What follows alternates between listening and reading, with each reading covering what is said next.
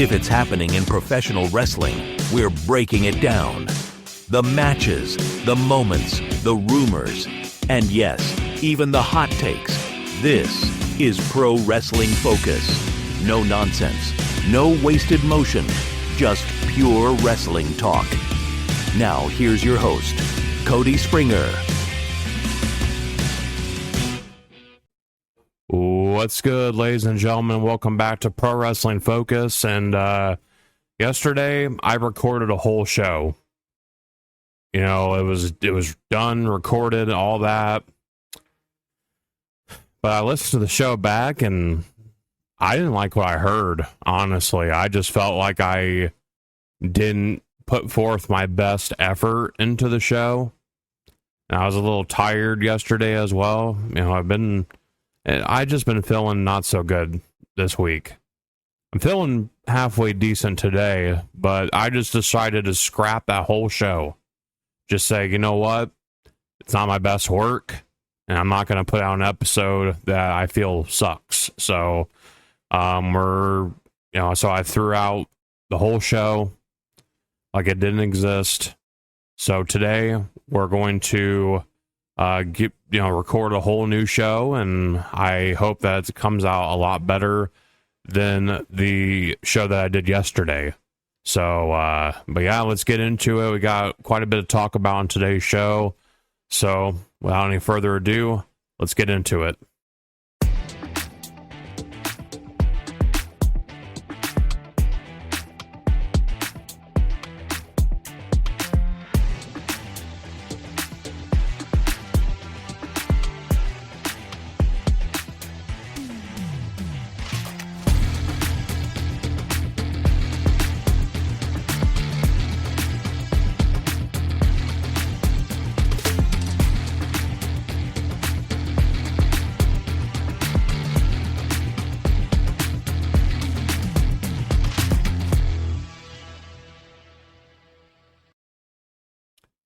I want to start off the show on a little bit of a sad note here and talk about Sabu. If you didn't know, Sabu, ECW legend, also spent some time in WWE, TNA, and some other promotions. Sabu passed away at the age of 60. I want to say, rest in peace to Sabu. My deepest condolences to his family, his friends, and the people close to him in and out of wrestling. Sabu was one of the most reckless, fearless, and flat-out insane performers we have ever seen in the wrestling business, and I say that with respect. This was a guy who didn't just break the mold. He wrapped it in barbed wire, set it on fire, and dove headfirst through it. There's a reason they called him the homicidal, suicidal, genocidal, death-defying maniac. The dude was legitimately out of his mind, in the best possible way for a pro wrestler. Anytime Sabu showed up, you knew shit was about to get nuts. He didn't care about safety. He didn't care about playing it safe or staying within some kind of structure. He made chaos into an art form. Steel chairs, tables, ladders, broken glass, all of it was part of his canvas. That man put his body through absolute hell for our entertainment, and he did it without a second thought. Now, a few weeks ago, Sabu wrestled what turned out to be his final match, a no-ropes, barbed wire death match for GCW, Game Changer Wrestling, against Joey Janela. And look, I'm just going to be real about it. He had no business being in that ring. Not at 60 years old. Not in that kind of match. This isn't about disrespect. It's about reality. He took a brutal bump into barbed wire, and then an even nastier fall out of the ring. Just watching it felt wrong. And I'm not even a fan of death matches to begin with. I don't care for light tubes and glass and people carving each other up with pizza cutters. But when a guy like Sabu, who's clearly been through hell physically, is still out there doing this shit at 60, it just feels wrong. But I also get it. That was Sabu. He was going to go out on his own damn terms. No one was ever going to tell him when to stop. Now here's where it gets even messier. There's been talk that he may have suffered a brain bleed. Joey Janela came out and said that Sabu's team gave him kratom to help him get through the match. Now, for those who don't know, kratom is a legal substance, kind of like a natural painkiller. It gives you a high, kind of like weed, but different. Some people use it for pain, some for energy, and it's addictive. It's like if Vicodin and espresso had a baby. And look, I'm not here to judge people for how they cope with pain, especially not someone like Sabu. But the whole thing just sounds like a disaster waiting to happen. I'd rather smoke a joint and chill the fuck out than mess with kratom, personally. But the bigger issue is that Sabu probably shouldn't have been allowed to wrestle. He probably shouldn't have even been near a ring, period. But because he was Sabu, because he's a legend and a wild man and all that, people just let it happen. And now he's gone. And that sucks. It sucks because it didn't have to be this way. It sucks because guys like Sabu gave everything to this business. And too often, the business gives nothing back when it's over. So yeah, I hope wherever he is, he's finally pain-free. I hope he's at peace. He lived the way he wanted, and he died the way a lot of people in this industry unfortunately do. Too soon and hurting. Rest in peace, Terrence Brunk.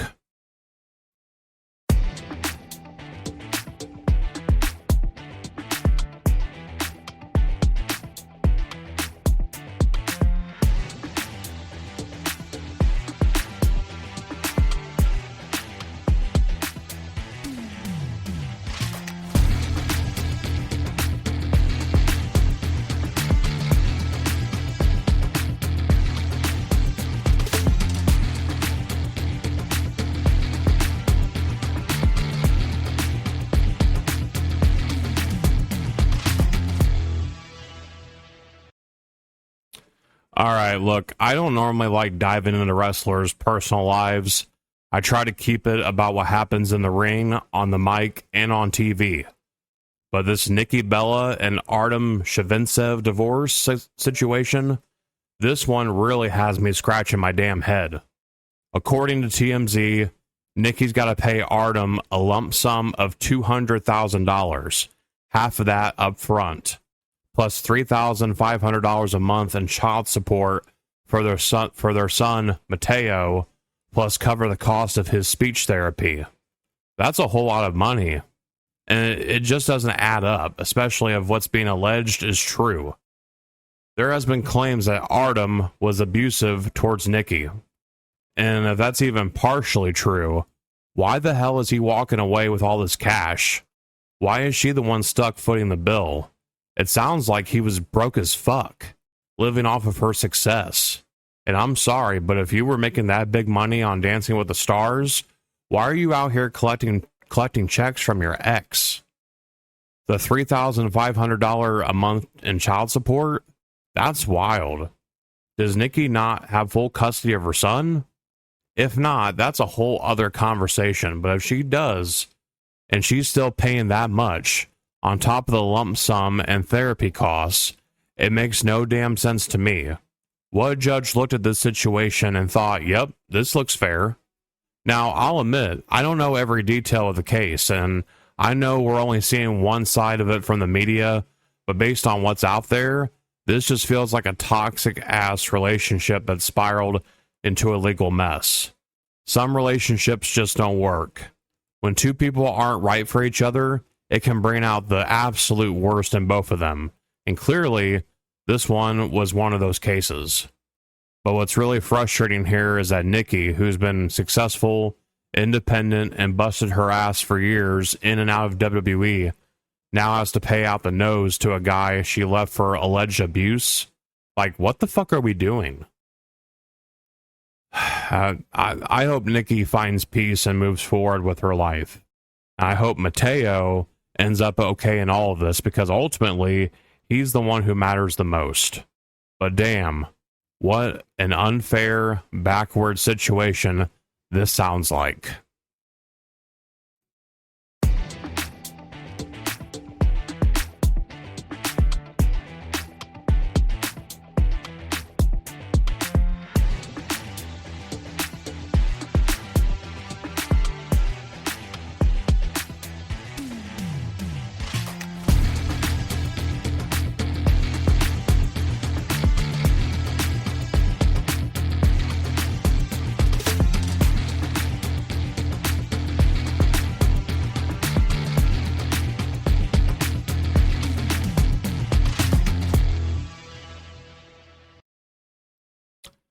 All right, we're talking about John Cena now. So John Cena was at the Amazon upfronts recently, and US Weekly asked him straight up about the backlash he's been getting for standing by Vince McMahon. And Cena, being Cena, stood his ground. He said, and I quote, "Everybody's entitled to their opinion," and followed it up with, "I don't have an opinion over somebody or how they feel and what they consider permissible or things that will make them angry, happy, excited, and sad." Unquote. Now, first off, let me be absolutely clear. Fuck Vince McMahon. That's my opinion. I'm not going to sugarcoat it or dance around it. The shit that he's been accused of is disgusting, and there's no gray area with this stuff anymore.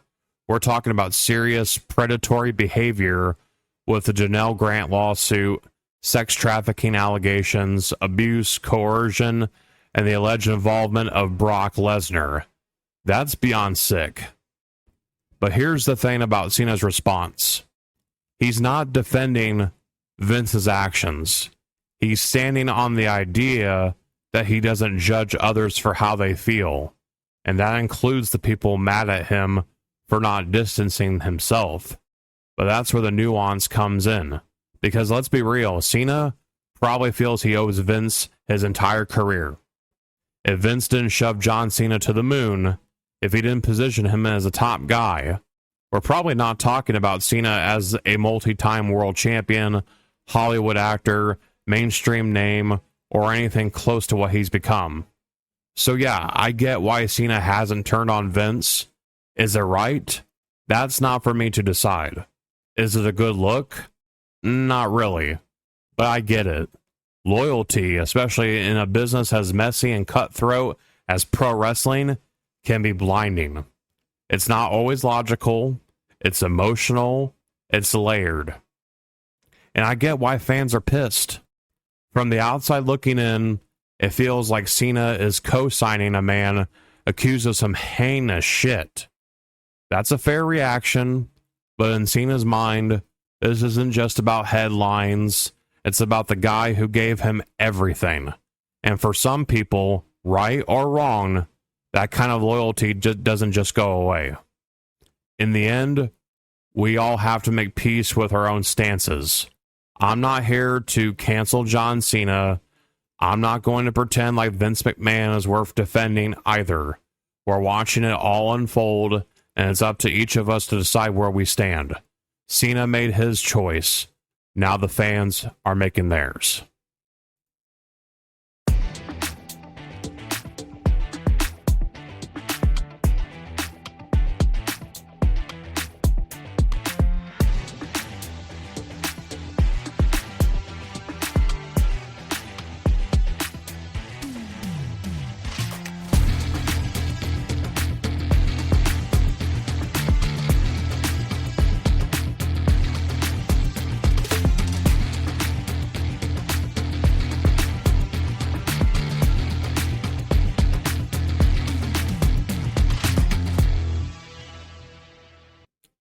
All right, let's talk about some of the stuff that's been going on in the current product right now for the WWE.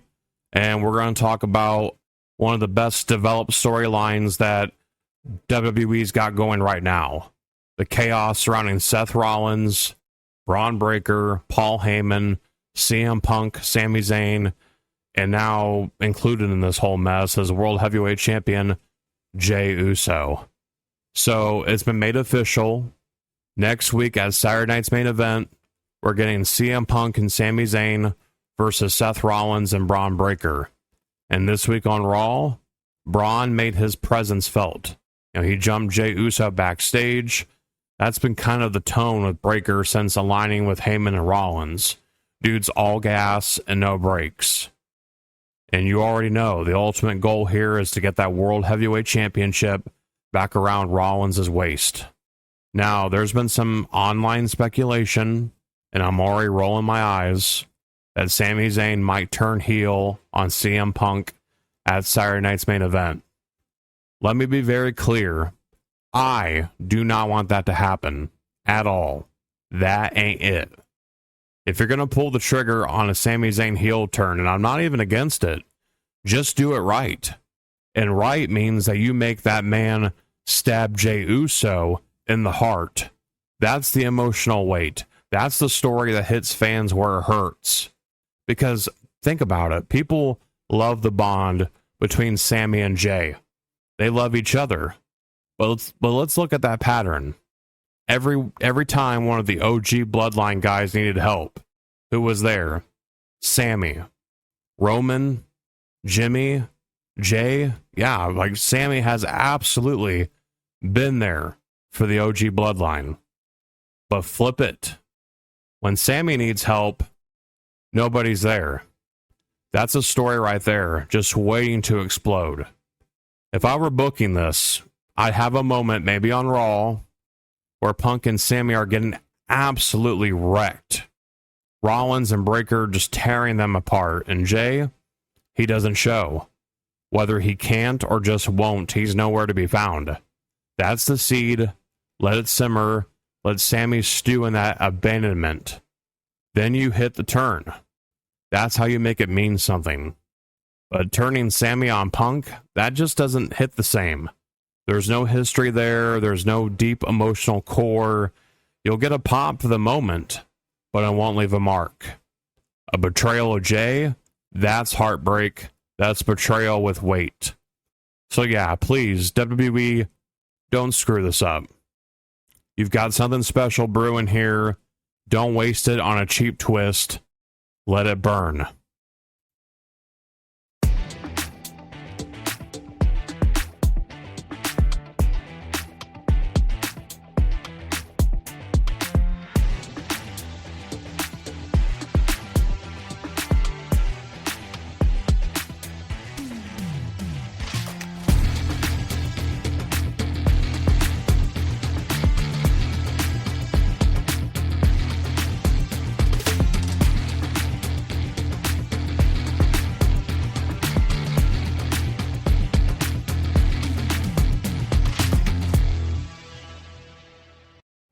All right, now I want to talk about something that happened on SmackDown this past week between Alexa Bliss and Charlotte Flair.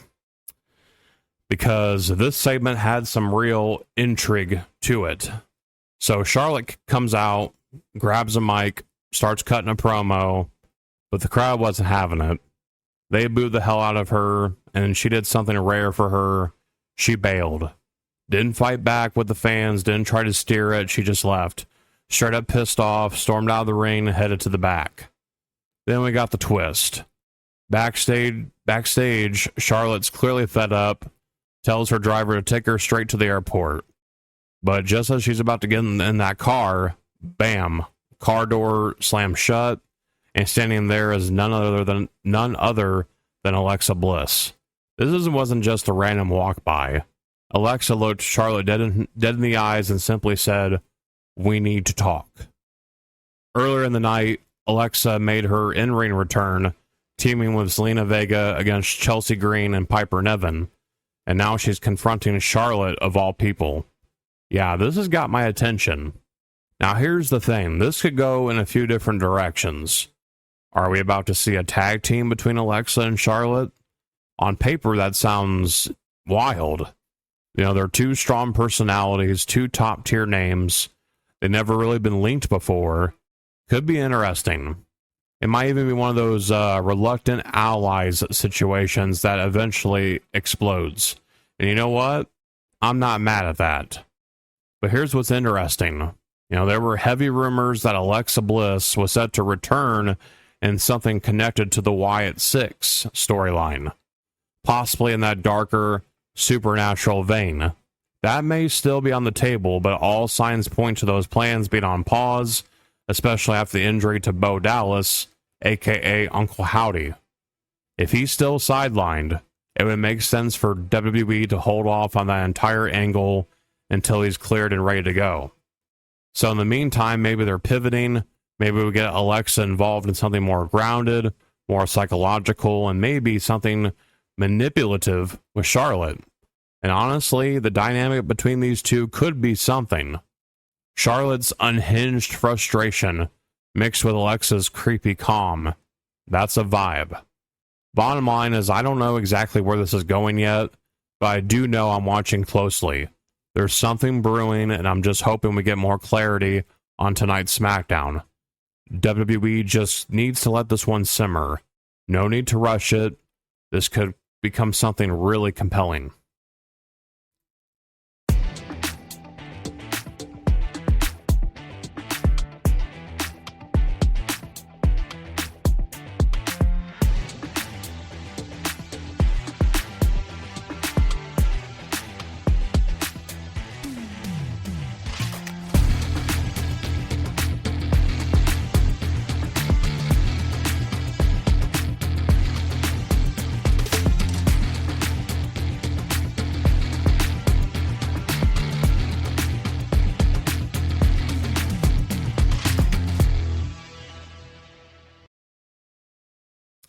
Money in the Bank qualifiers kick off tonight on SmackDown, and I want to talk about who I think should walk away with the briefcases this year. One for the men and one for the women. Let's start with the men. For me, it's got to be LA Knight. I think now is the time to really elevate him. He's been floating in that space between upper mid-card and main event for the better part of a year. Yeah, he's had a couple runs with the United States title, but it's time to take that next big leap, and Money in the Bank is the perfect way to do that. Knight still gets some of the loudest reactions in the building. The crowd loves this dude, but at some point, you have to pull the trigger or risk letting all that momentum slip away. You can stay almost there for so long before fans move on. WWE needs to strike while the iron's hot, give the briefcase to the megastar, and let him make that leap to main event status. That's just how I see it. Now, on the women's side, Naomi is my pick. It makes the most sense. She's done pretty much everything in WWE except win the Royal Rumble and Money in the Bank. If you're looking for a way to really establish Naomi as a top-tier player, this is the move. She's got a revamped character with the whole caution theme, and I think they could even have her customize the briefcase, wrap it in yellow caution tape, make it her own. It'd be a cool visual, and it's a nice little branding touch for the push he's clearly working on. And here's how I'd book it. Naomi wins Money in the Bank, cashes it in on Tiffany Stratton, wins the title. And then we set up the big one. Naomi versus Jade Cargill. I know it happened at WrestleMania, but just hear me out. Jade's been positioned as a future megastar, and Naomi has the credibility and veteran status to help usher her in to that spotlight. If Jade ends up taking the title from Naomi, that's not just a feud ender, that's a passing of the torch moment. So yeah, LA Knight and Naomi, that's who I've got this year. Let's see what WWE actually does.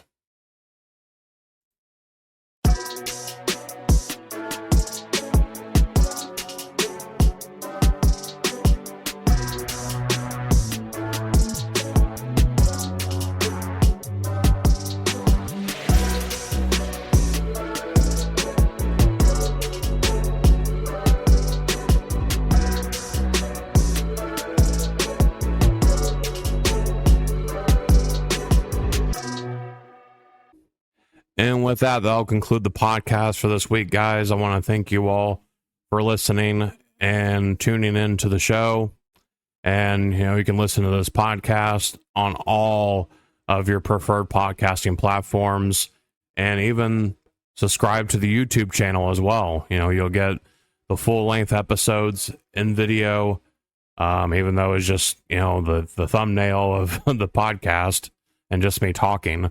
But you also get those YouTube short clips as well, and those have been doing well on my channel as well. So be sure to subscribe to Pro Wrestling Focus on YouTube, and I'll be back next week to talk about all things that are happening in the wrestling world and WWE. So stay tuned. Thank you all for listening, and remember to stay focused.